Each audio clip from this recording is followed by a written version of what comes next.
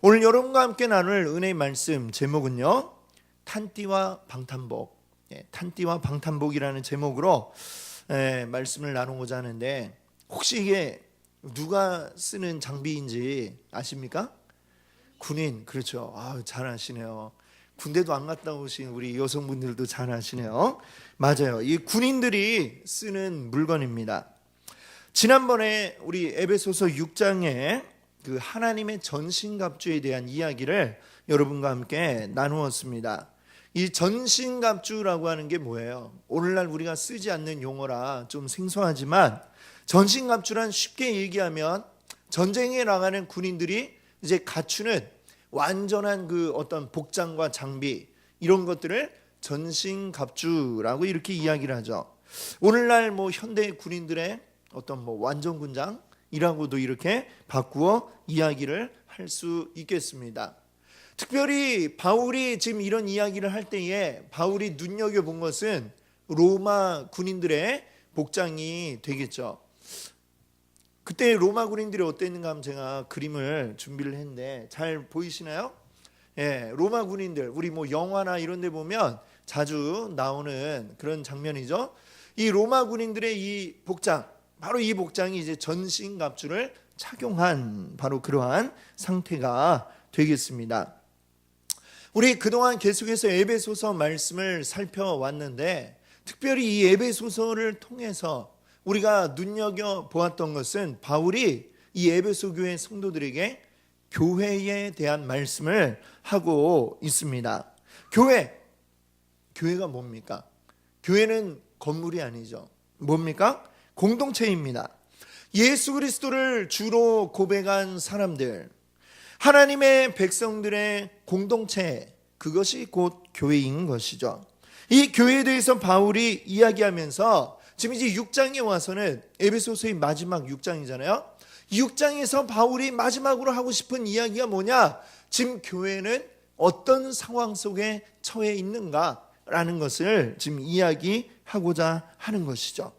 교회가 지금 처한 상황, 너희들이 지금 어떤 상황이냐? 바울의 말은 지금 전시 상황이다 라고 이렇게 이야기하고 있는 것입니다. 교회는 지금 싸움을 하는 중이다 라고 하는 것이죠. 물론 이 싸움은 우리 육신으로 하는 싸움이 아닙니다. 총이나 칼을 들고 싸우는 싸움이 아닙니다. 그러나 우리 눈에 보이지 않다고 해서 그냥 고요한 전쟁이 아니라 지금 이 순간에도 아주 피 튀기게 싸우고 있는 처절한 그 싸움이 이루어지고 있는 것이죠. 바로 우리의 영적 싸움이 이루어지고 있는 것입니다. 지금 교회가 눈에 보이지는 않지만 지금 우리의 영적인 싸움을 계속해서 수행하고 있기 때문에 이 교회를 이루고 있는 우리 지체인 우리들, 이 자리에 앉아 계신 여러분들, 전쟁에 나갈 때 빈손으로 나가면 어떻게 될까요?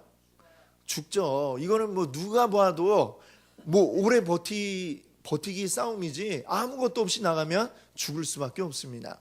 우리도 역시 지금 전투 상황이기 때문에 우리들도 빈손으로 싸워서는 안 된다라고 하는 것이죠. 그래서 바울은 뭐라고 얘기해요? 너희의 전신갑주를 취하라 라고 했습니다. 근데 이 로마 군인들이 입고 있는 이런 옷들이 아니라 뭐예요? 하나님의 전신갑주를 취하라 라고 이렇게 이야기를 한 것이죠. 자, 그래서 하나님의 전신갑주 어떤 것들이 있습니까?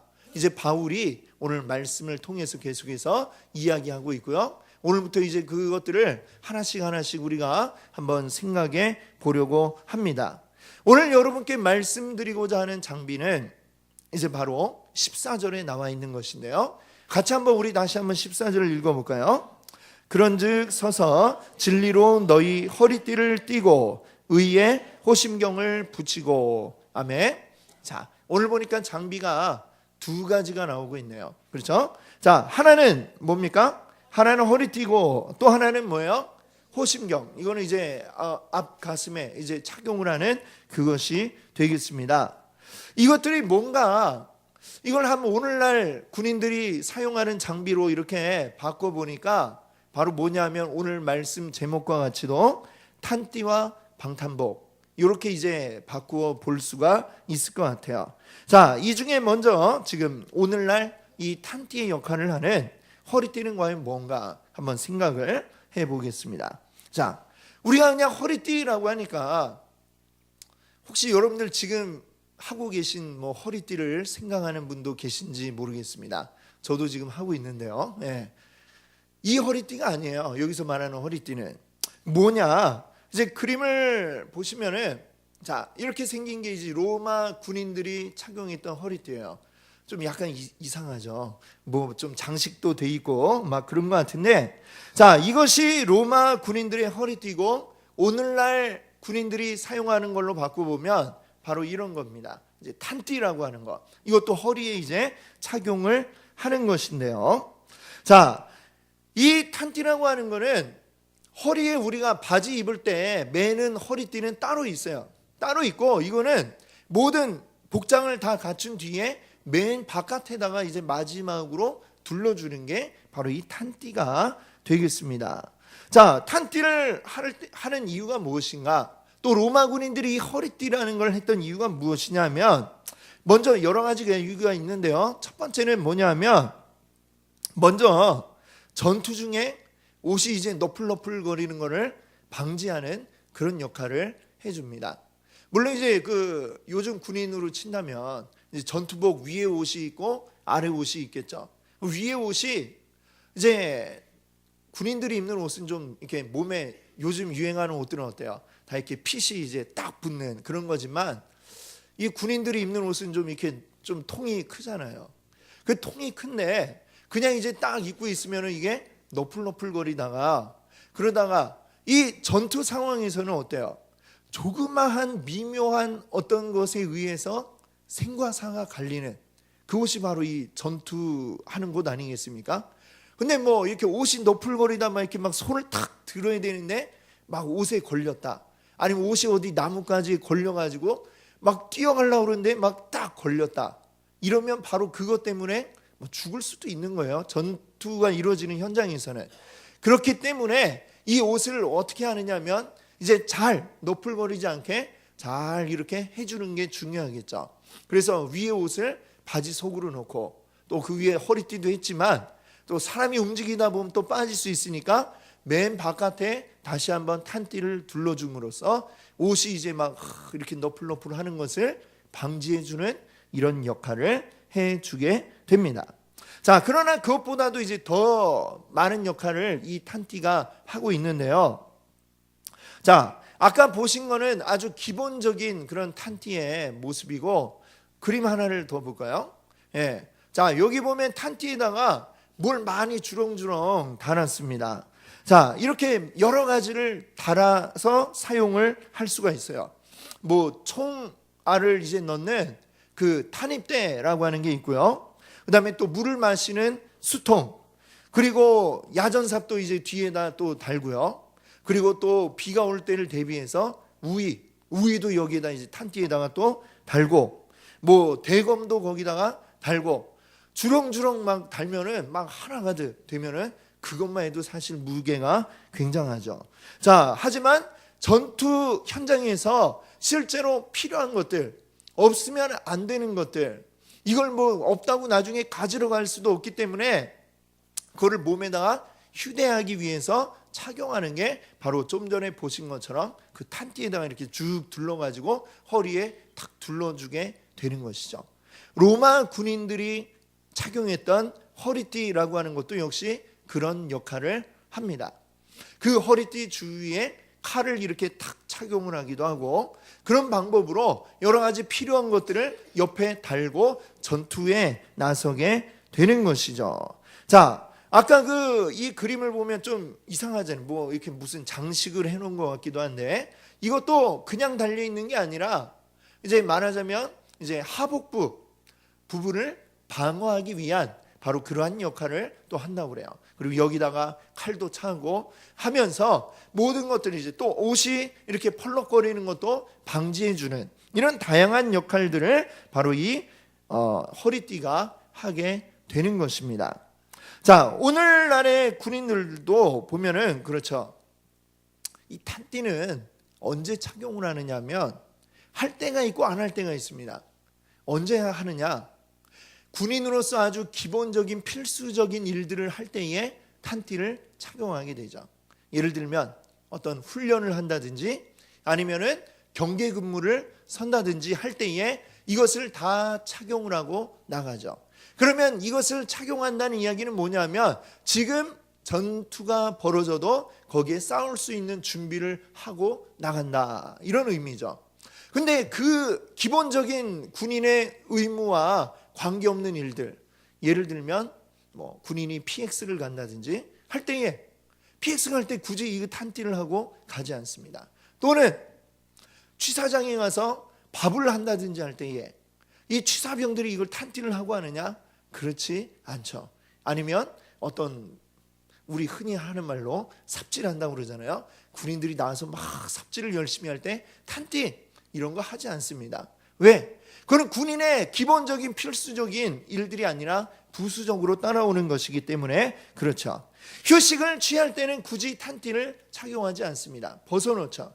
그러나 전투와 관련된 어떤 일들을 할 때는 이것을 반드시 착용을 하게 됩니다. 자, 그래서 바울이 오늘 이야기하는 이 허리띠는 뭐냐? 허리띠를 하라라는 얘기는 바로 지금 우리가 전투를 하고 있는 중이다라고 하는 사실을 우리에게 분명하게 이야기하는 것입니다. 전투 시간이면 굳이 하지 않아도 될 이 허리띠를 하여라. 지금 우리는 전투 중이다라고 하는 것이죠. 자, 그러면 우리가 착용해야 할 이 허리띠는 어떤 허리띠입니까? 14절에 어떤 것으로 허리띠를 두르라 했죠? 진리로 허리띠를 둘러라 라고 이야기를 하고 있습니다. 우리 기독교인들에게 이 진리라고 하는 것은 매우 중요한 것입니다. 요한복음 8장 32절을 보니까 예수님은 이렇게 말씀하셨어요. 진리를 알지니 진리가 너희를 자유케 하리라. 자, 진리를 알아야 너희가 자유하게 된다. 이 말은 뒤집어 생각을 해보세요. 지금 진리를 알기 전에 우리의 모습은 어떻다는 것입니까? 자유롭지 못한 상태라고 하는 것이죠. 자유하지 못한 상태, 뭔가에 얽매여 있는 상태라고 말씀하고 있습니다. 우리가 알고 있듯이 태초의 인간, 그 에덴 동산에서의 아담과 하와는 원래는 완전한 자유 가운데 있었지만 그들에게 그 자유가 사라진 계기가 있었죠. 무엇 때문이었습니까? 바로 죄 때문에, 죄와 함께 그 모든 자유를 빼앗기게 되었고 모든 인류가 아담 하와와 함께 죄에 얽매이는 바로 그러한 상태가 되었습니다. 지금 얽매여 있는 우리들을 자유케 만들어줄 이 진리, 그 진리가 어디에 있을까요? 요한복음 1장 17절은 또 이렇게 말씀합니다. 은혜와 진리는, 이 중간에 보세요. 은혜와 진리는 예수 그리스도로 말미암아 온 것이라. 은혜와 진리가 어디에서 우리에게 온다고 그래요? 예수 그리스도를 통해서 온다라고 말씀하고 있습니다. 그래서 예수님도 우리에게 이렇게 말씀하시잖아요. 내가 곧 길이요 진리요 생명이니. 예수님 자신이 곧 내가 진리다라고 이렇게 말씀하셨습니다. 예수 그리스도를 통해 우리에게 주어지는 이 진리로서 우리가 허리띠를 해야만 하는 것입니다. 지금 전투 상황에 있는 우리들이 가장 중요하게 갖추어야 할 허리띠, 바로 예수 그리스도라고 하는 진리인 것이죠. 우리가 잃어버린 이 자유, 지금 우리가 싸워야만 하는 우리의 그 적들이 우리에게서 가져가 버렸던 그 자유, 이 자유를 찾아주신 분이 바로 예수 그리스도시고 예수 그리스도를 통해서만 우리는 이 자유를 계속해서 누려갈 수 있는 것입니다. 이 진리가 바로 우리의 허리띠가 되어야 하는 것입니다. 전투에 나서는 군인이 반드시 이 허리띠를 착용을 해야 하는 것처럼 우리도 예수 그리스도라고 하는 진리의 허리띠를 갖추어야만 합니다. 우리가 그냥 허리띠 그러면 꼭 그거 없어도 되지 않을까? 뭐 이렇게 생각할 수도 있죠.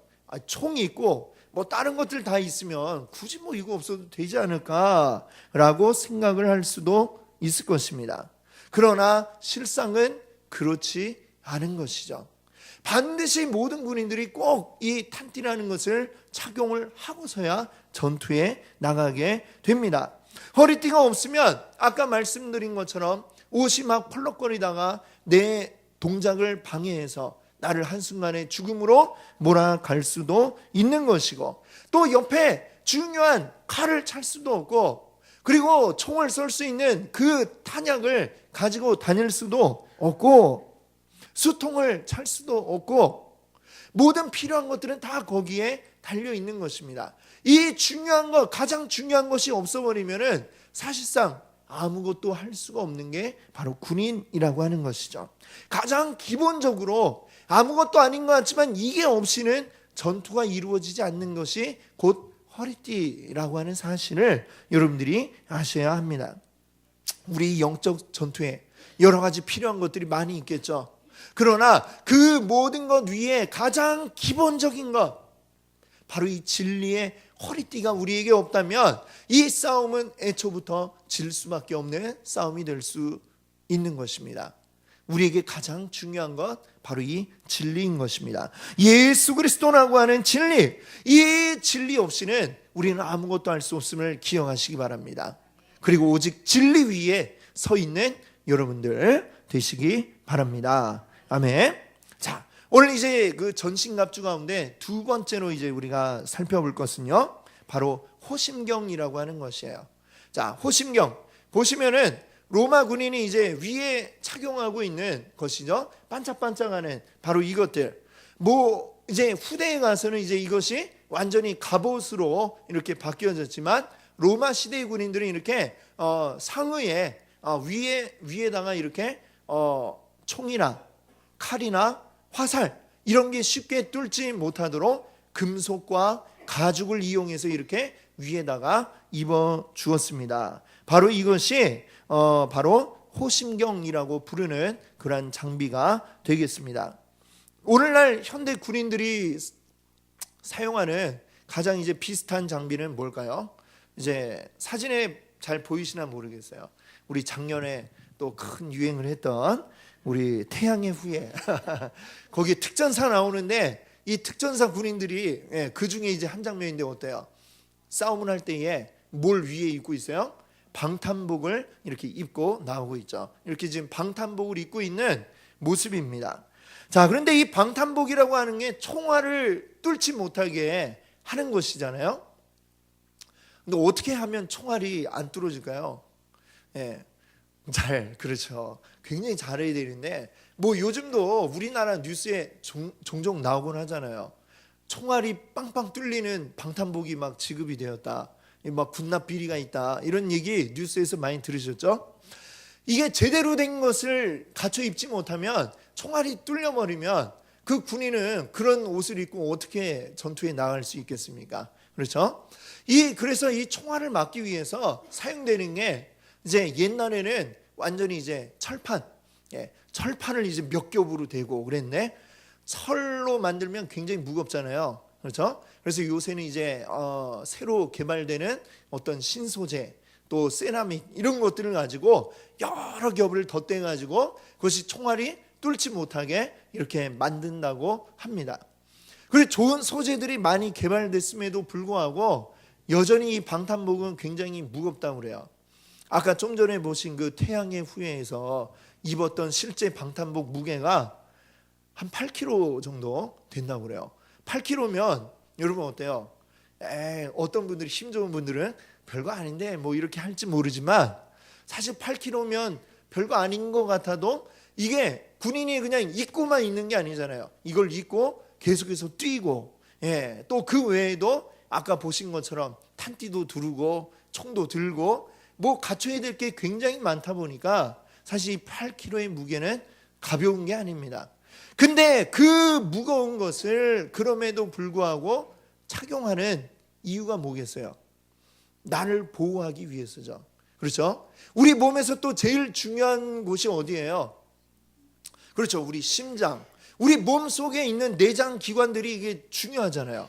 그리고 또 역시 머리가 이제 중요하고, 그래서 머리를 보호하는 건 이제 또 나중에 또 우리가 살펴볼 것이고, 오늘은 이 몸 안에 있는 우리의 심장을 비롯한 여러 내장 기관들을 보호하기 위해서 지금 이 방탄복, 그리고 로마 군인들은 호심경이라고 하는 것을 착용을 했다는 것이죠. 로마 군인들도 보니까 아까 그 사진을 보셨지만 어때요? 쇠로 막 철판으로 이렇게 막 해가지고 만들어 놨으니까 어떻겠습니까? 굉장히 무겁겠죠. 굉장히 무겁지만 이 전투 현장에서 살아남으려면 그것을 착용하지 않을 수 없는 것입니다.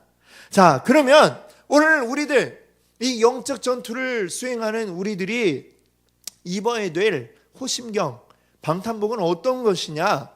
오늘 14절 말씀해 보니까 어떤 것을 입으라고 그랬어요? 의의 호심경, 의라고 하는 호심경을 입어라 라고 말씀하고 있습니다. 여러분, 의라고 할 때에 우리 성경에서 가장 중요하게 사용되는 용어가 하나 있습니다.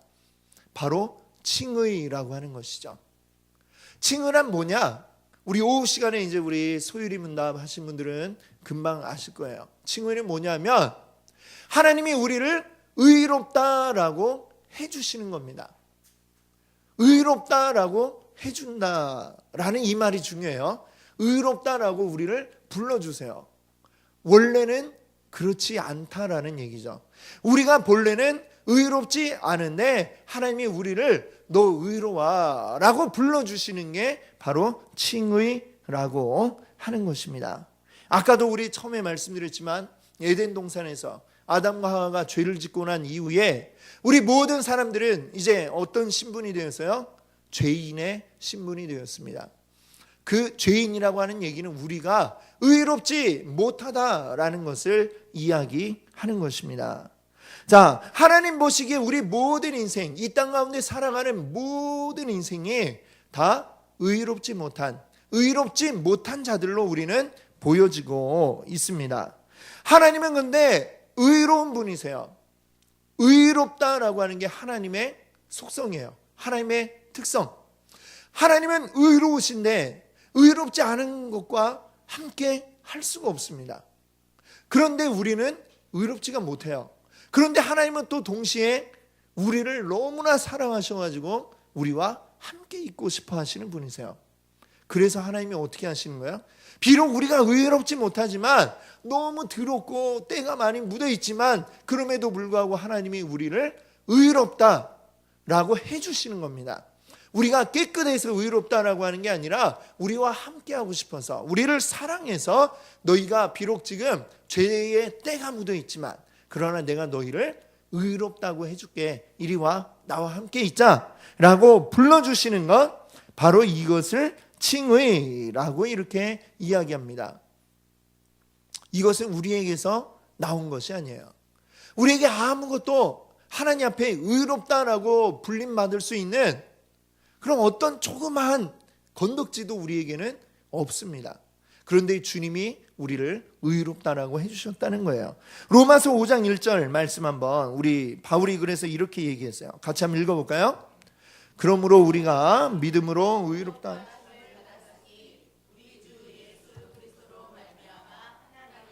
화평을 누리자. 아멘. 여기 보니까 그래도 뭐 하나 있네요. 믿음으로 의롭다함을 받았다 이렇게 얘기하죠.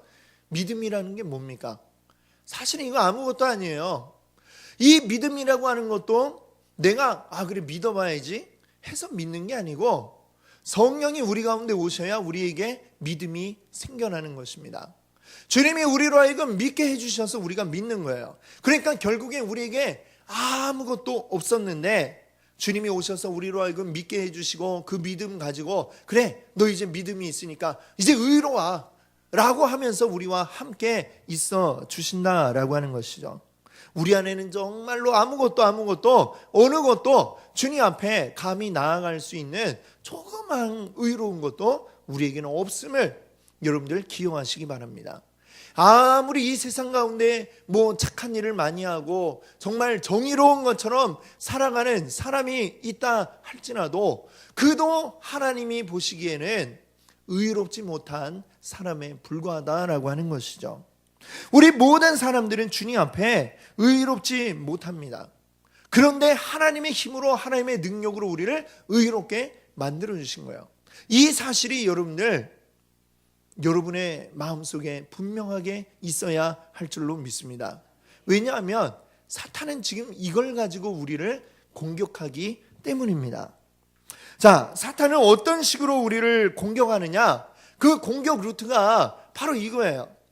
야, 너 어제도 죄 지었지? 너 이래가지고 어떻게 하나님 자녀라고 할 수 있어?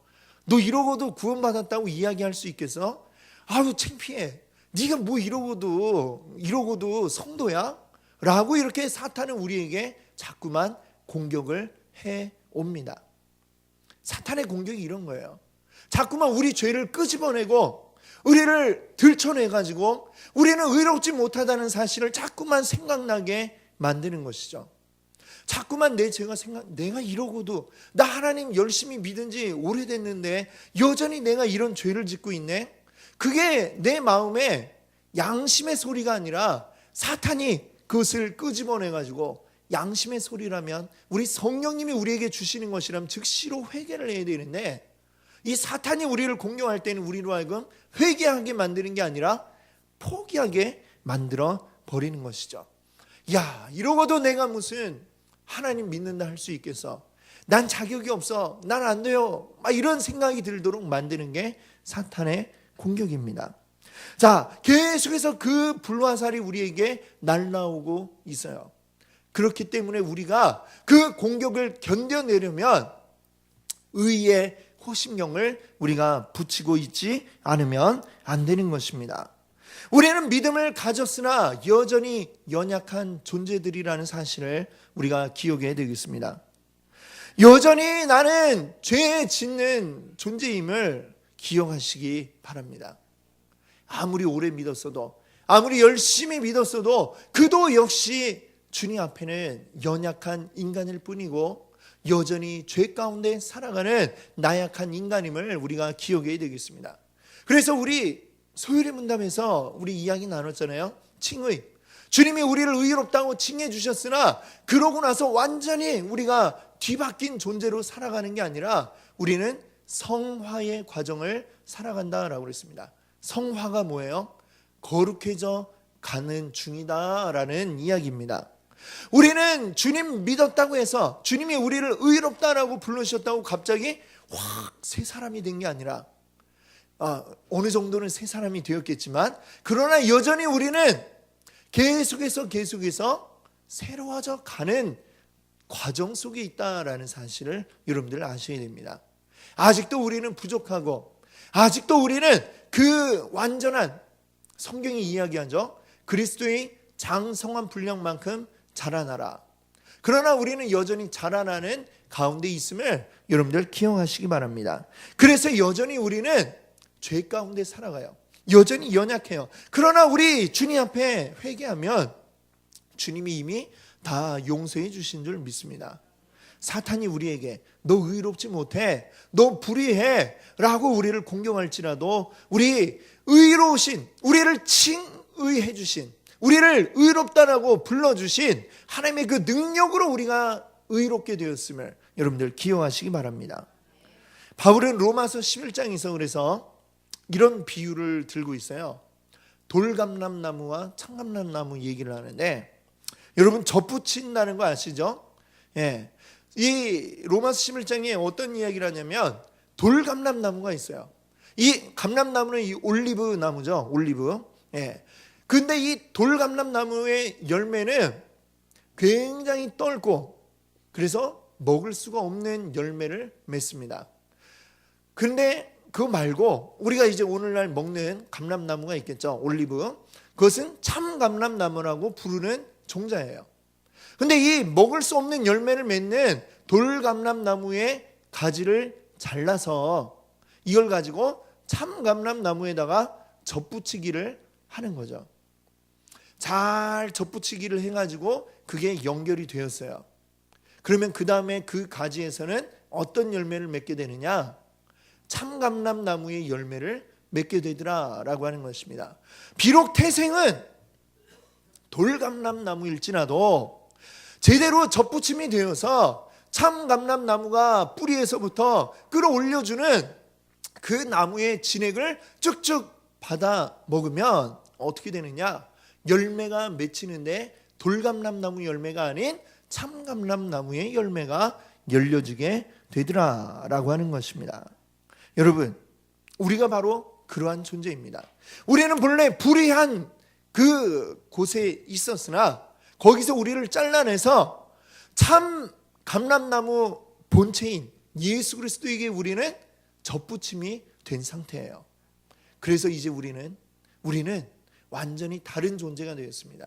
우리에게서는 이제 참감람나무 먹을 수 있는 올리브 열매를 맺게 되었다라고 하는 사실을 기억하시기 바랍니다.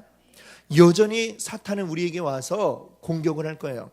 야, 니까짓 게 무슨, 이러면서 우리를 자꾸만 낮추려고 하고, 나는 아무것도 할 수 없는 것처럼 그렇게 사탄은 우리를 속이려고 할 것입니다.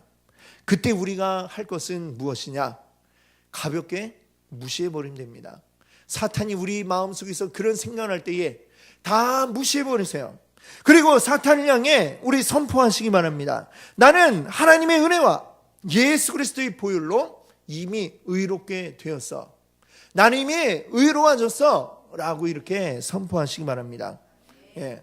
한번 옆에 계신 분들이, 사탄은 아니지만 옆에 계신 분들을 보고 한번 이렇게 외쳐보세요. 난 이미 의로워졌어. 자, 해보겠습니다. 시작.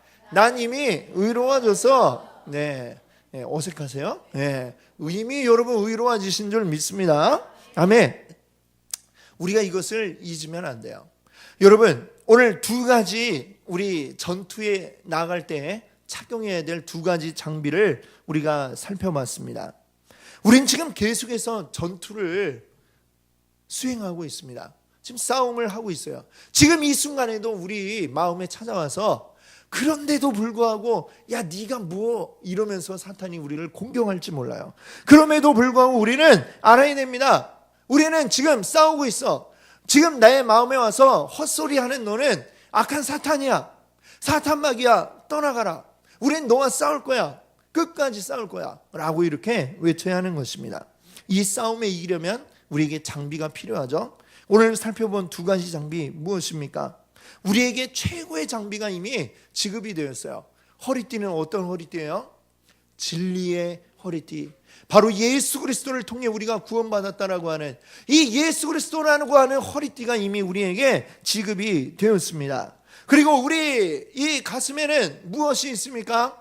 의의 호심경. 바로 주님이 우리를 의롭다라고 칭해 주신 바로 그 의의 호심경이 우리 모든 몸통을 방어하고 있는 줄 믿습니다. 아멘. 이 장비들을 여러분들 기억하세요. 이거 힘들다고 이렇게 내려놓으면 안 됩니다. 계속해서 지금 우리는 싸우고 있는 중이기 때문입니다. 이것을 끝까지 잘 갖추고 계셔야 돼요. 탁 옆에 분들 보시면 허리에 진리 허리띠가 있구나. 또 이렇게 몸통에는 또 의의 호심경이 있구나. 한번 보세요. 보이시죠? 예. 안 보고 지금 내라고 하시는 분들이 계세요. 예, 보세요. 옆에 분들. 예, 하고 계시죠?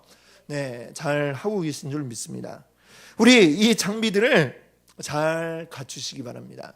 이 장비들을 가지고 우리 승리하시는 여러분 되시기 바랍니다.